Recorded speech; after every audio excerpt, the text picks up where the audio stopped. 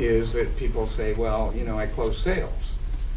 And I have a new term that I've been using, and people really like this. And think about if this would apply to you.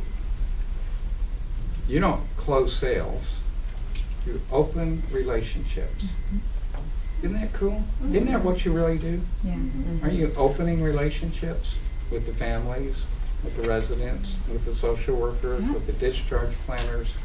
And aren't they typically long-term relationships? Because they move in and you see them every day. It's not like if you're selling a car, they buy the car, they're gone, you don't see them again. Think about the relationships that you open. And I think if you just kind of have that approach that, what can I do with this social worker to really open a relationship that will become a long-term relationship between we and them, and obviously with Brandywine. And I just wanted to make that point with you, because when I first heard it about a year ago in one of the sales books I was reading, and they said, you know, we need to get away from closing sales and realize what we're doing is opening relationships with our customers and with our clients. So I just wanted to share that kind of cool thought with you. And I think many of what you said about, you know, guiding families, etc., that's all really what you do.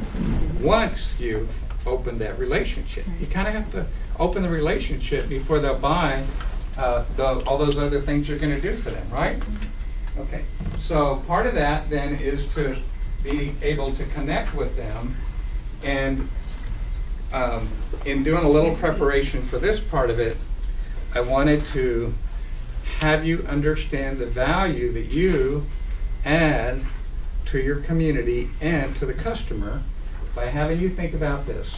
When you go to a store and you're going to buy a refrigerator or a television, and let's say you found this brand of TV that you think, this is the brand I want, and you go into Best Buy or whatever store it is, and the salesperson just is like, oh my God. They start giving you maybe way over your head specifications and details, or they seem rushed, or they're not busy.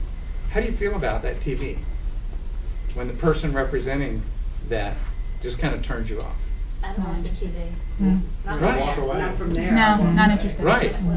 Doesn't that just, you know, I want to buy this fancy whatever brand TV, I go to get one, and the salesperson doesn't add any value at all to that TV. In fact, makes me not want it as much because they just turned me off.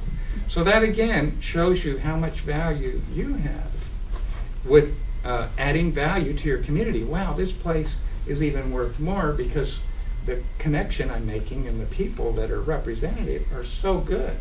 There's more value here. So I just think, if you think about, wow, when people are shopping and they're seeing me and they're seeing 2 or 3 or 4 or 7 other places, they're going to perceive a higher value for what we offer if I've really made a connection with them and they really trust, and I really show them, look, because one of the things I advocate for you guys to do is to say, you know, Mr. and Mrs. Jones, whether you move here or not, you know, it's okay, you can do what you want, but what I'm going to do is I'm going to make sure that I find out what's really most important to you, and I'm going to show you how we can meet those needs, and if we meet those needs, in my perception, better than anyone else, I'm going to strongly recommend that you move here.